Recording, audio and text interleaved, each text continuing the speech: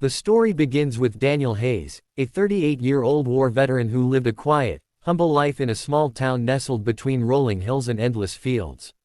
After serving his country for nearly 2 decades, he had returned home with scars both visible and hidden. The limp in his right leg was a reminder of a mission gone wrong, and the weight in his heart was carried from brothers lost in battle. Despite the pain, Daniel had one reason to fight forward every day: his daughter, Lily. She was 10 years old, bright-eyed, curious, and carried a smile that seemed to heal her father's deepest wounds. Daniel was a single dad, raising Lily after his wife left them years earlier, unable to handle the hardships of military life and its aftermath. Life wasn't easy. Money was tight, jobs came and went, and Daniel often struggled to keep up with rent and bills. Yet, the bond between father and daughter was unbreakable. He gave her love, protection, and time, things money could never replace. What Daniel didn't know was that his path was about to cross with a billionaire whose daughters lived in shadows far darker than anything money could shield them from. Victor Sterling was a man known across the world.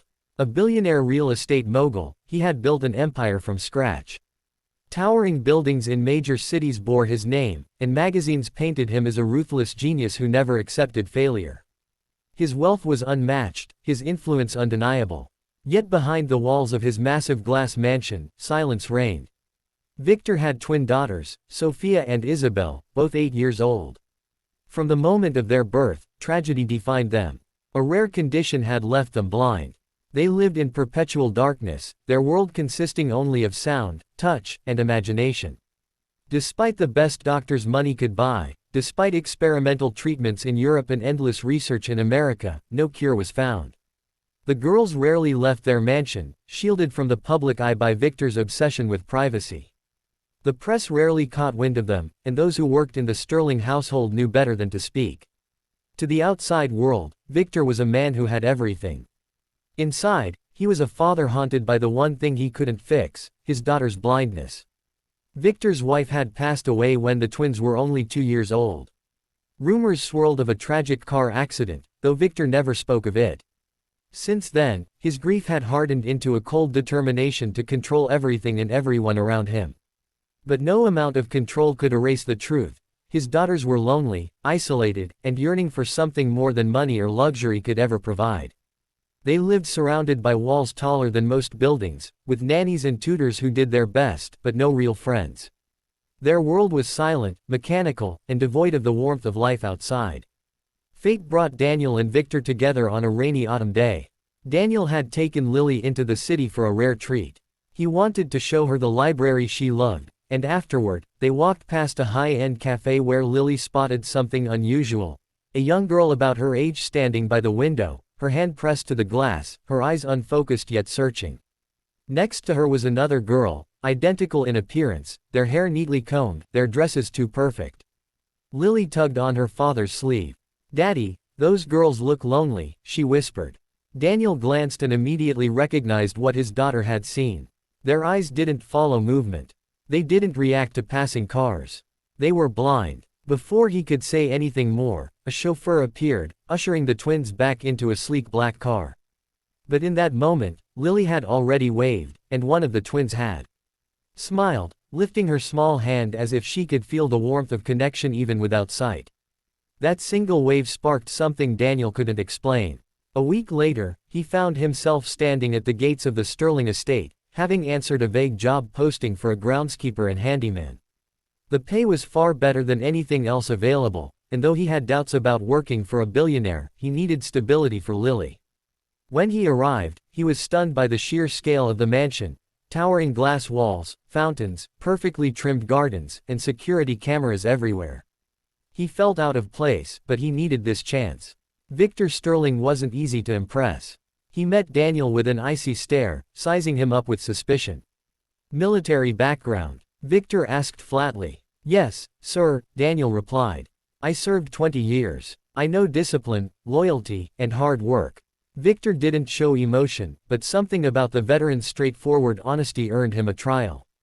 Daniel was hired. What Victor didn't expect was how quickly his daughters would notice the newcomer. Sophia and Isabel first heard Daniel's voice while he worked in the garden. They were on the balcony with their tutor when Sophia whispered, "That man, he doesn't sound like the others." The twins had grown used to the polished, artificial tones of staff who served their father, but Daniel's voice carried something different: rawness, kindness, humanity. Soon after, Lily began visiting with her father when he worked late. The twins heard her laughter from the garden. It was contagious, light, unrestrained. For the first time in their lives, Sophia and Isabel heard the laughter of another child who wasn't their mirror image. They begged their nanny to let them meet her. The first encounter was shy but magical. Lily, never one to treat anyone differently, introduced herself cheerfully. "Hi, I'm Lily. Do you want to play?" Sophia tilted her head curiously. "We can't see," she said softly. Lily simply grinned. "That's okay. You don't need eyes to play. We can use our imagination." From that moment on, a friendship blossomed. Daniel watched in quiet awe as his daughter broke down walls that money and power had built for years. The twins, who once sat in silence, now giggled, played, and learned games that didn't require sight. Hide and seek became sound and seek. They told stories, built forts from blankets, and learned to paint with their hands. Their world, once dark and confined, suddenly came alive with laughter and adventure. Victor noticed the change almost immediately. At first, he was wary. He didn't like outsiders near his daughters, especially a handyman's child. But as he observed, he couldn't deny the transformation. Sophia and Isabel were smiling more, asking questions, even daring to walk further in the garden with Daniel's guidance. They were coming alive. One evening, Victor confronted Daniel. "What are you doing with them?" he demanded. Daniel met his gaze calmly. "I'm not doing anything money can buy. I'm giving them time, patience, and love. Things every child deserves." For the first time in years, Victor was silent. Deep down, he knew Daniel was right. He had built an empire, but in doing so, he had neglected the very souls who needed him most. The weeks turned into months. Daniel became more than an employee, he became a mentor and friend to the twins. He taught them skills to build confidence, from tying knots to identifying plants by touch and smell. He told them stories of his travels, painting vivid pictures with words. Lily became their sister in spirit, filling their lives with joy. But the greatest miracle came when Daniel introduced the girls to his secret passion, music. During his recovery from war, Daniel had taught himself to play the guitar as therapy. One afternoon, he brought the instrument and began to play. The sound filled the air like sunlight piercing through clouds.